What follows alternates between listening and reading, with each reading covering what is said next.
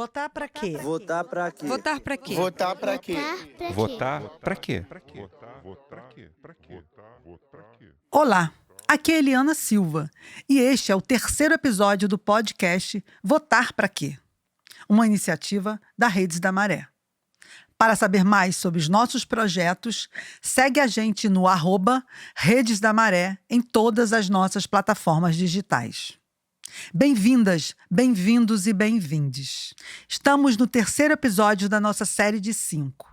E agora que a gente já entendeu, no episódio anterior, como funciona e qual a função de cada cargo no sistema eleitoral, vamos olhar um pouco para como a gente tem votado aqui no Conjunto de Favelas da Maré. E mais do que isso, vale a gente entender um pouco mais sobre como a política fez parte do nosso cotidiano ao longo dos anos. Além de ser importante na nossa vida em sociedade hoje, ela é um direito que a gente lutou muito para conquistar. Vem comigo!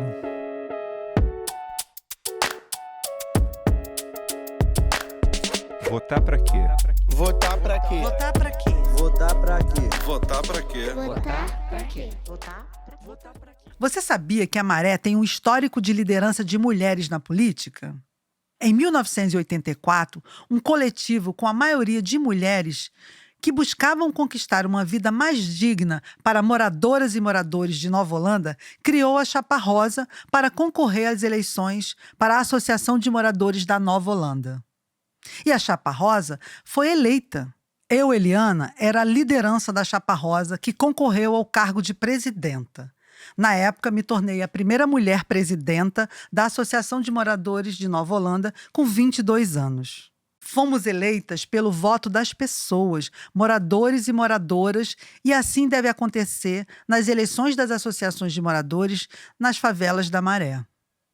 A eleição que me elegeu presidenta da Nova Holanda foi muito importante, pois conseguimos uma grande mobilização dos moradores e isso permitiu conquistarmos muitas políticas públicas que não existiam lá em 1984, como a distribuição da energia elétrica, a construção das redes de esgoto, água potável, creche comunitária, dentre muitas outras demandas. Como é bom lembrar desta eleição, que foi muito participativa e que também teve uma votação muito grande de mulheres. Fico emocionada só de falar nela. Depois que fomos eleitas, tivemos um trabalho de manter essa mobilização comunitária em torno de lutas que realmente faziam parte da vida das pessoas. Naquela época, a gente não tinha energia elétrica, nem água encanada, e muitos barracos da Nova Holanda eram de madeira.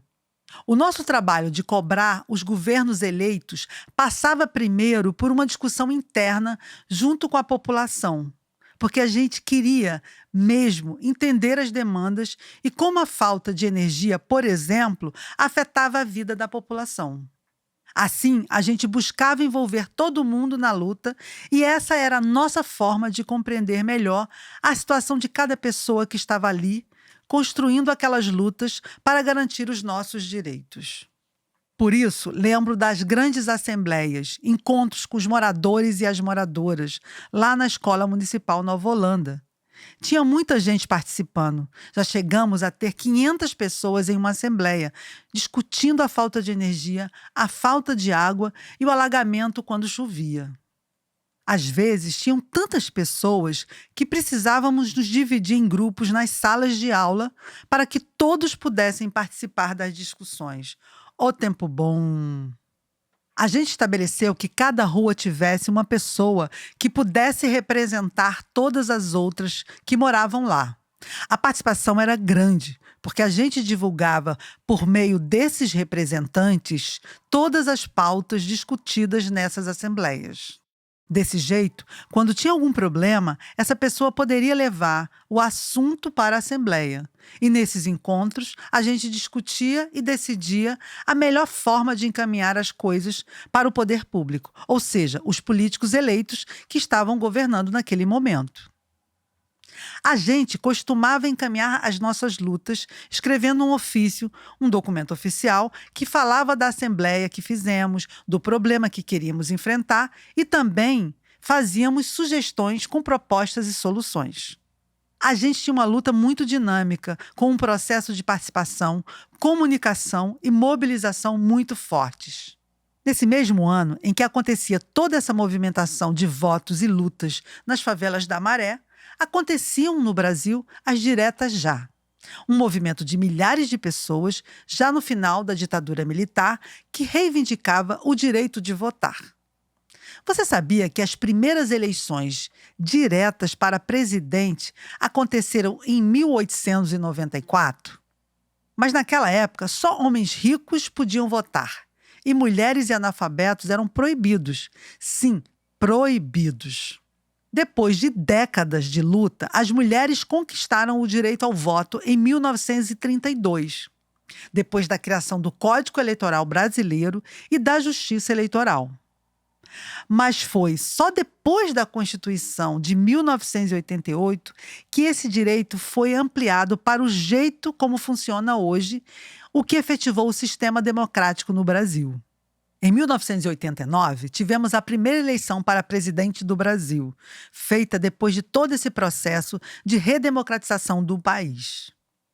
Aqui na Maré, a nossa ação coletiva e popular ajudou a construir muitas coisas que temos até hoje no conjunto de favelas da Maré. E tudo isso em uma época onde o sistema eleitoral, como a gente conhece hoje, ainda nem existia no Brasil. Agora, a gente vai ouvir o Arides Menezes, morador da Nova Holanda, desde a época da Chapa Rosa. Naquela época, ele fazia parte da Chapa Verde, que era nosso concorrente, e depois da eleição ele acabou se juntando e ajudando a gente. Bem-vindo, Arides, ao nosso podcast. 1985, 1986, a Nova Holanda apresentava muita deficiência nos serviços básicos. A água, a luz faltava toda hora e era difícil de conseguir que a Light viesse para a Nova Holanda porque a Nova Holanda não pagava luz. Então, o que acontece? O povo começou a se movimentar. A Eliana Silva, uma jovenzinha, seus 20 e poucos anos, começou a enveredar pelos becos da favela, pelas vielas, e começou a movimentar uma eleição que até enquanto eu não sabia de nada, eu como morador. Fui procurado pela chapa oponente, a Chapa Verde, que era antagonista da Chapa Rosa, liderada pela Eliana. E assim fomos para o embate. Teve a eleição, a Chapa Rosa ganhou, e como eu tive reconhecimento na luta por vários motivos, reuniões eu participava, eu fui convidado a fazer parte da Chapa Rosa. Então, me entreguei à Chapa Rosa. Começamos uma luta para movimentar no lado da rua Bittencourt Sampaio com rua A, rua B, que até então não tinham nomes, as ruas eram pelo abecedário e pelo alfabeto aqui na Nova Holanda. Tinha uma água parada há mais ou menos 5 anos. Conseguimos, com muita luta, desenvolver, atirar essa água, um dos primeiros melhoramentos. Depois teve a inserção da Light, colocando postes com marcadores para o pessoal poder pagar o que gastava com a energia.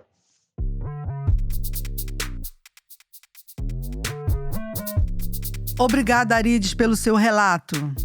Para a gente ver como a votação e a união política das pessoas impactou a vida do Arides, a nossa vida e a de toda a vizinhança da Nova Holanda. E hoje, quem vota na Maré? O conjunto de favelas da Maré está inserido em 2 zonas eleitorais, 161 e 162. Essas 2 zonas reúnem outros bairros como Bom Sucesso, Ramos, Penha, Olaria, Cordovil, Braz de Pina e Parada de Lucas. Os dados que a gente levantou se referem a essas 2 zonas. Nas próximas eleições, em outubro, quase 217 mil eleitores vão votar nas zonas 161 e 162. Mais de 40% dessas pessoas são moradoras das favelas da Maré. É muita gente, né? Mas cada voto importa, inclusive o seu. Dessas pessoas que votam, cerca de 55% são mulheres e 45 são homens. A idade da maioria das pessoas está entre 20 e 29 anos. Alô, juventude! Vota aí! A maior parte dos eleitores e eleitoras não terminou o ensino fundamental ou médio, e 962 pessoas declararam ter algum tipo de deficiência. A gente encontrou esses dados de eleições na Maré no Tribunal Superior Eleitoral, e eles não têm nenhum dado sobre cor e raça. Chamo a atenção aqui nesta questão, porque essa é uma coisa importante para a gente observar, já que a falta de dados impede que o perfil dos eleitores e das eleitoras seja mais preciso. Segundo o Censo Populacional da Maré, feito pela Rede da Maré, 62% das pessoas que moram no conjunto de favelas da Maré são pretas ou pardas. E saber em quem essas pessoas votam pode ajudar a entender melhor a questão da representatividade na política. Por exemplo,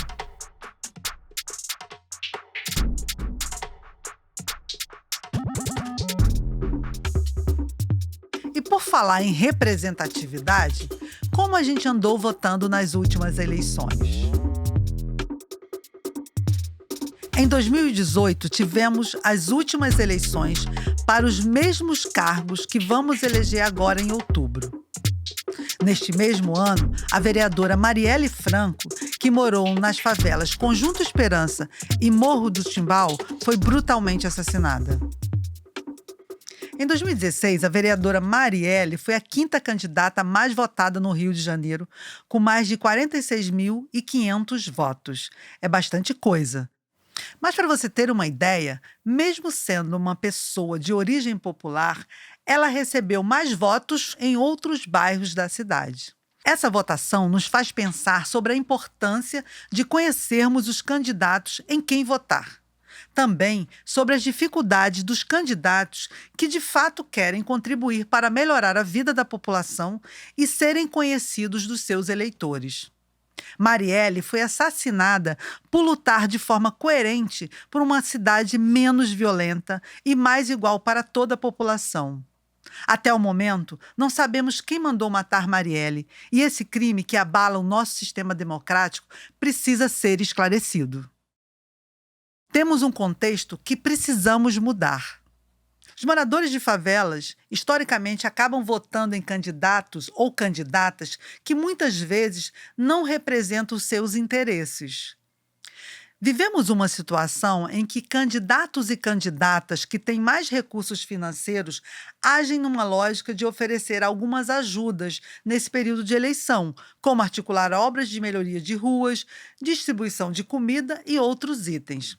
Mas quando são eleitos, acabam trabalhando e criando leis que, na maioria das vezes, não são tão favoráveis às populações de favelas e periferias.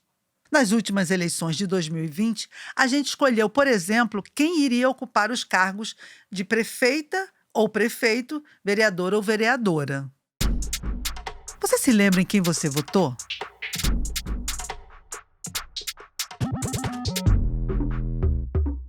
Agora, vamos falar sobre uma questão importante para eleger candidatos e candidatas numa eleição: o quociente eleitoral.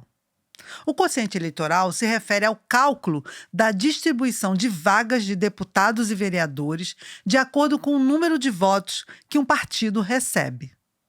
Mas para explicar um pouco mais para a gente sobre quociente eleitoral, chamamos mais uma vez o Josué Medeiros. Ele é cientista político e professor da Universidade Federal do Rio de Janeiro, coordenador do Observatório Político e Eleitoral, OPEL, e coordenador do Núcleo de Estudos sobre a Democracia Brasileira, NUDEB. Salve, Josué! Obrigada por estar aqui mais uma vez com a gente. Você pode nos contar o que é e como funciona o quociente eleitoral? Conta também pra gente por que é importante entender isso na hora de votar. Bom, em primeiro lugar, é importante ressaltar que o quociente eleitoral ele existe como um mecanismo de organização das eleições. Você tem um determinado tamanho do eleitorado, um número de cadeiras que esse eleitorado vai escolher, você faz a conta e calcula o quociente eleitoral. Então, se a gente tem 10 cadeiras em um estado e tem 1 milhão de eleitores, 1 milhão de votantes, a gente vai ter 100 mil votos como o mínimo do quociente eleitoral. Então, pensada dessa maneira, é uma regra simples que se justifica por uma questão matemática. O problema é que toda regra, que o quociente eleitoral, assim como toda regra, tem virtudes e tem distorções, né? A virtude do quociente eleitoral, como eu falei, é normatizar a disputa, a gente poder ter uma previsão, ter um padrão. E a distorção é uma distorção que a gente viu muito no nosso sistema político, que é a exclusão de candidatos muito bem votados e a entrada de candidatos com poucos votos, mas que acabavam assumindo cadeiras porque seus partidos ou suas coligações faziam o total do quociente, né? O quociente eleitoral no Brasil nunca foi calculado individualmente, ele sempre foi calculado por partido ou por coligação de partidos. Então é daí que vinha a distorção. Recentemente, com a proibição das coligações entre partidos nas eleições proporcionais, uma parte dessa distorção foi combatida e a regra melhorou. No caso do Rio de Janeiro, o quociente eleitoral para deputado federal é de 170 mil votos. Então, a cada 170 mil votos, um partido ou uma federação de partidos faz um deputado federal. E o candidato para ser eleito tem que ter 20% disso, 34, 35 mil votos.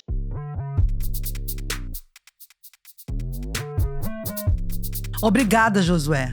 É sempre importante entender cada vez mais como funciona todo o sistema eleitoral para que a gente consiga escolher pessoas que estão alinhadas com as ideias e grupos que nos representam de fato. O tema é complexo, mas aos poucos a gente vai entendendo o sistema eleitoral, até mesmo para poder transformá-lo no que for preciso. Para fechar este episódio, vale lembrar que a política está presente em tudo que a gente vive.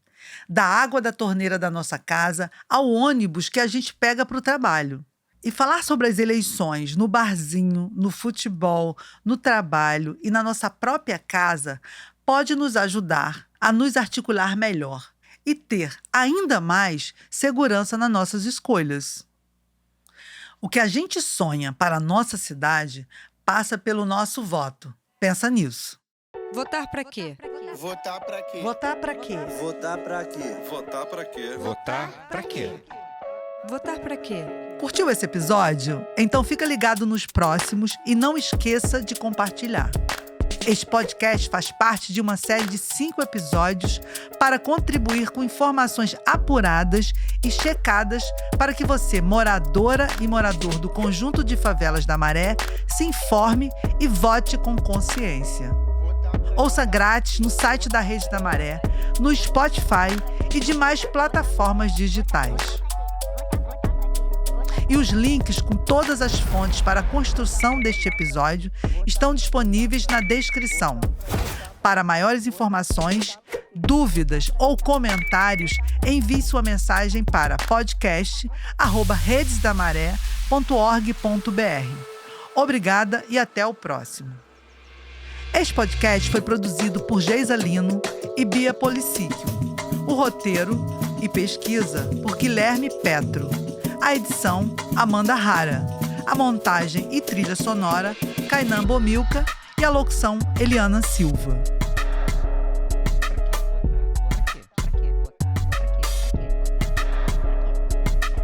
Votar para quê? Votar pra quê? Votar para quê? Votar pra quê? Votar pra quê? Votar pra quê?